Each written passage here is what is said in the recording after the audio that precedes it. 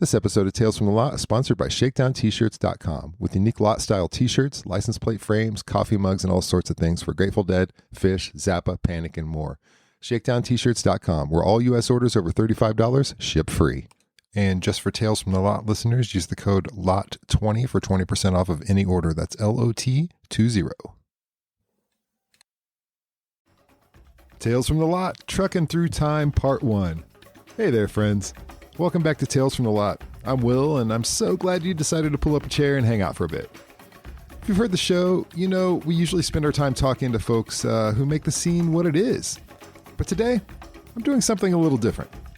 I'm kicking off a 6-part series I'm calling Truckin Through Time. The goal? To trace this long, strange trip in 5-year chunks. Now, I'm not a historian. I'm just a guy who spent the better part of 91 through 95 chasing the bus and seeing as many shows as I could afford before the lights went out on that era. This won't be a lecture. This is us sitting around a campfire, passing around a dusty bottle and talking about how the hell this whole thing actually happened. Today, I'm diving into the foundation, the years 65 through 69. This is the era of the Primal Dead. It's messy, it's loud, it's frequently out of tune, and it's arguably the most important 5 years in the history of American counterculture. Before the stadiums, before the mega walls of sound, and before the lot became a traveling circus, there were just a few guys in the Bay Area trying to turn a blues riff into a religious experience.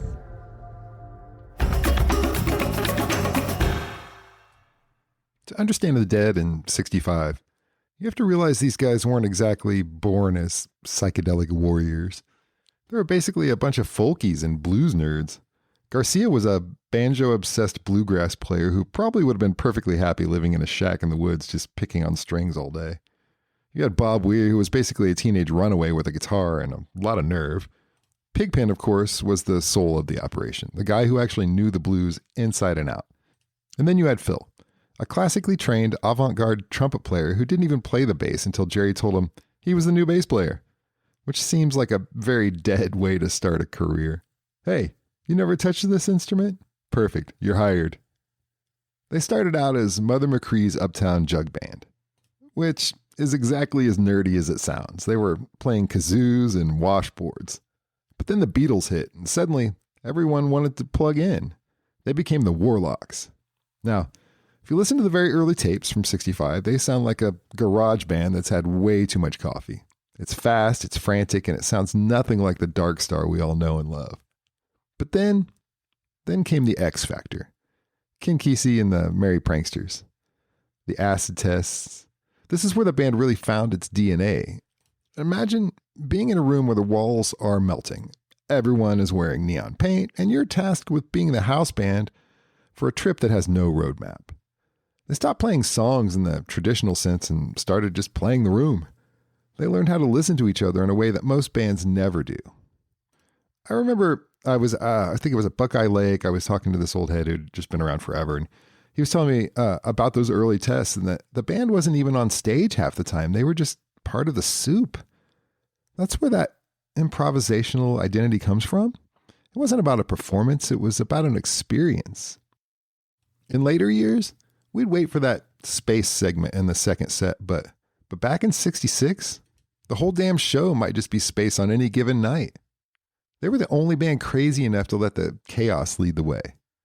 While most bands from that era were trying to get a radio hit, the Warlocks, soon to be the Grateful Dead, were mostly just trying to make sure the floor didn't swallow them.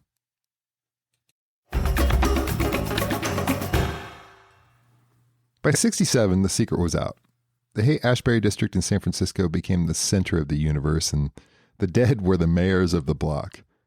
What made the Dead different from the Airplane or Big Brother and the holding company was their complete lack of interest in being stars.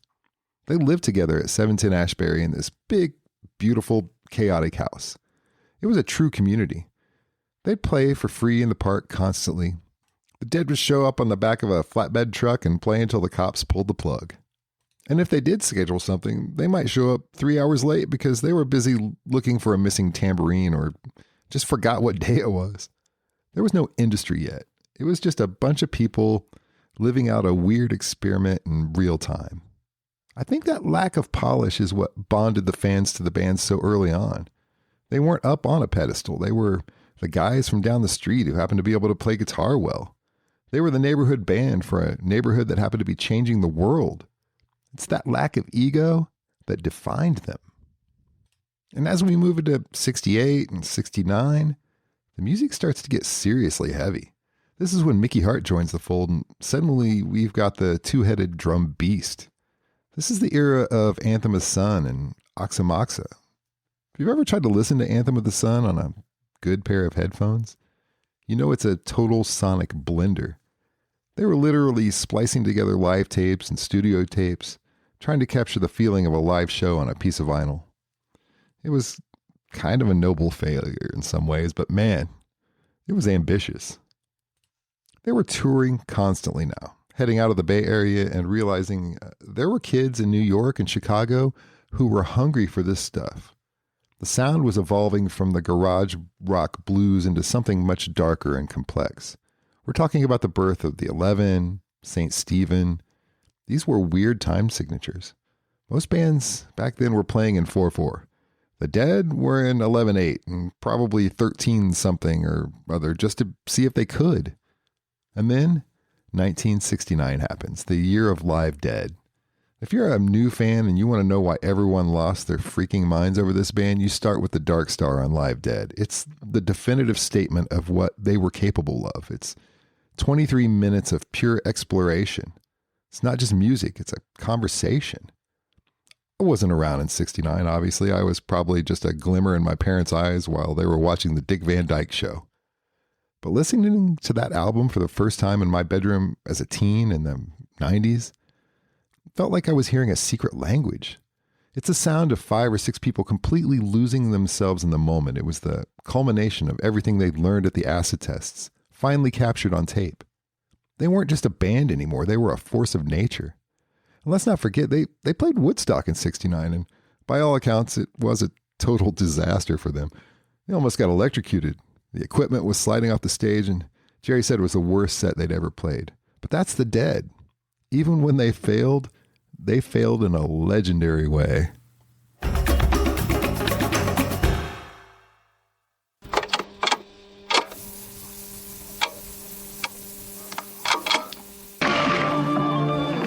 Remember music before crystal clear digital audio?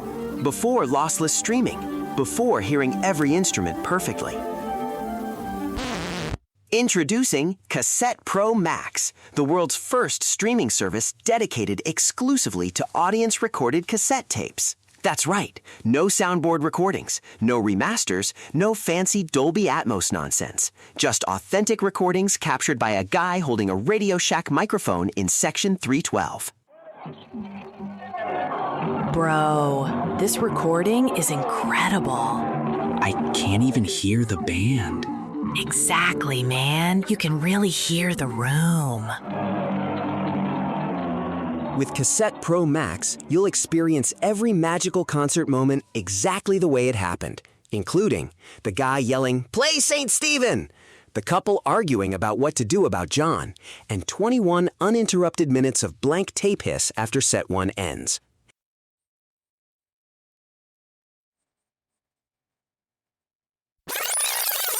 Choose from thousands of legendary audience tapes, like Second Set but Mostly Nearby Conversations, Alpine Valley 89, or the fan favorite, Muffled Drums Space recorded from a bathroom hallway.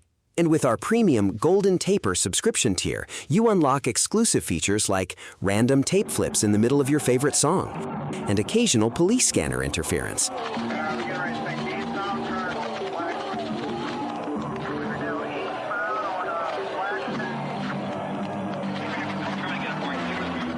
Because deep down, you don't want the best recording. You want the most real recording. Cassette Pro Max. Feel the room.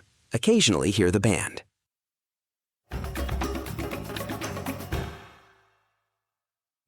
And through that touring, a culture started. And this is the part I love talking about, because the concept of a deadhead wasn't a thing yet. There were just people who liked the band, but the seeds were being planted. Because the Dead played so differently every night, people started to realize they couldn't just see one show. If you went on Tuesday, you got one vibe. If you went on Wednesday, you got a completely different vibe. So people started following them. It started small, just a few vans following the bus up and down the West Coast. This was the birth of the traveling community. It's easy to think that the parking lot scene was this ancient institution. But in the late 60s, it was just a bunch of kids sharing sandwiches and talking about the show from the night before. There was no Shakedown Street yet. Nobody selling I Survived the 60s t-shirts because they were still surviving them. But that early DNA of we're all in this together never really left. Even when the shows got huge, the feeling of a secret society stayed. It all started with those first few hundred people who realized this wasn't just a concert, it was a way of life. On this show once, someone said the best part wasn't even the music. It was the fact that for those few hours, nobody told them what to do or how to act. And I think that's the core of our space and community. It's a place where you can just be. And in 65 through 69, that's the era that built that playground.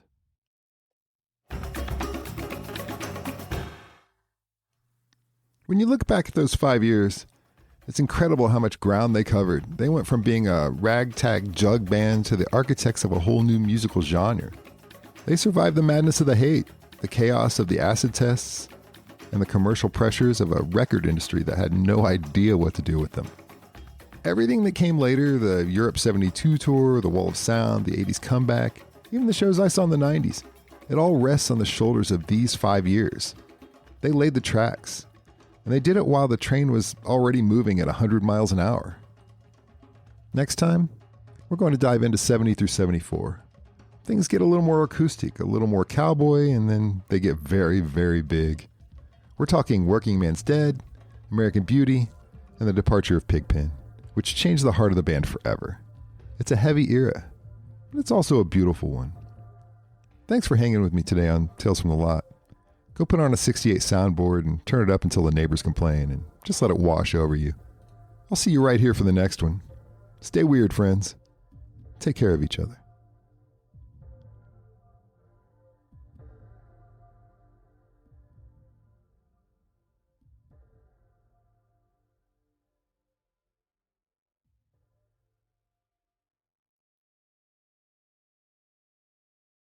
Hey, thanks so much for tuning in. If you enjoyed what you heard today, please consider hitting the subscribe button and leaving a comment. Your feedback and engagement really goes a long way to supporting and growing the show.